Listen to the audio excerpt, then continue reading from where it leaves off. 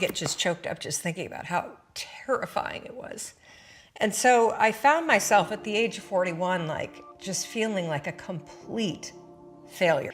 And I would lie there and I would think about the lien on the house, and I would think about the bankruptcy that we were facing, and I would think about how much we had fought the night before, and I would think about the fact that I was unemployed, and I would hit the snooze button. I mean, why would you get up when your life is like that? Why would you? In the scheme of life, hitting the snooze button is not that big of a deal. But here's the thing about life. None of us wake up and say, today is the day I destroy my life.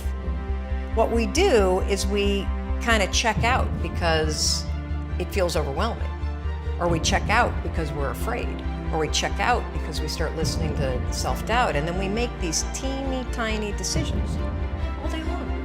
We don't even realize it. A decision to not get up on time, a decision to not eat the right thing, a decision to snap at your kids, a decision to not speak in a meeting, a decision to not look for a job, a decision to not deal with your finances, a decision to not call your parents, like whatever it is.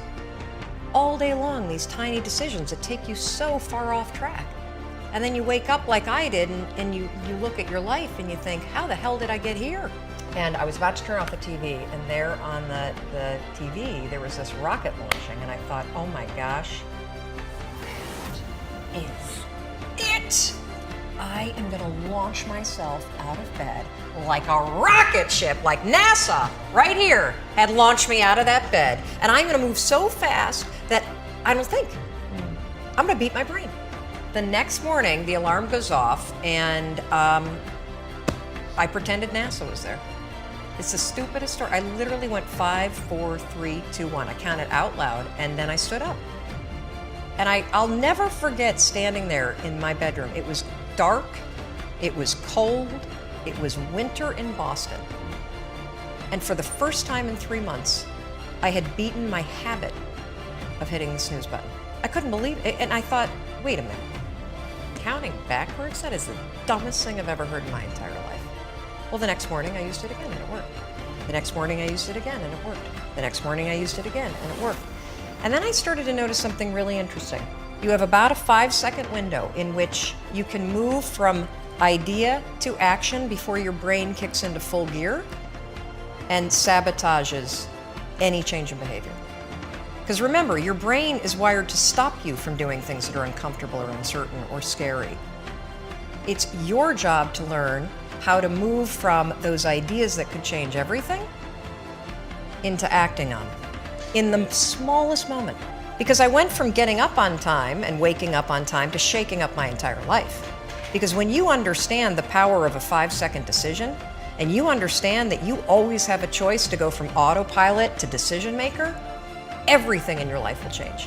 You will be a different negotiator, you will be different in sales, you will be unstoppable in the gym, because you will realize the amount of garbage that you put in the way of your hopes, of your dreams, of your potential, of your confidence, of your courage. Everything comes down to the decisions that you make. We all know what to do. None of us know how to make ourselves do it. The single most profound use of the 5-second rule is mind control. You can actually use one stupid little trick to push yourself to grab it. I wanted to change my life. And I think most people that are miserable or that are really like dying to be great and dying to have more, we want to change. We want to live a better life. We want to create more for our families. We want to be happier. The desire is there. Again, it's about how do you go from knowledge to actions. It's your job to push yourself.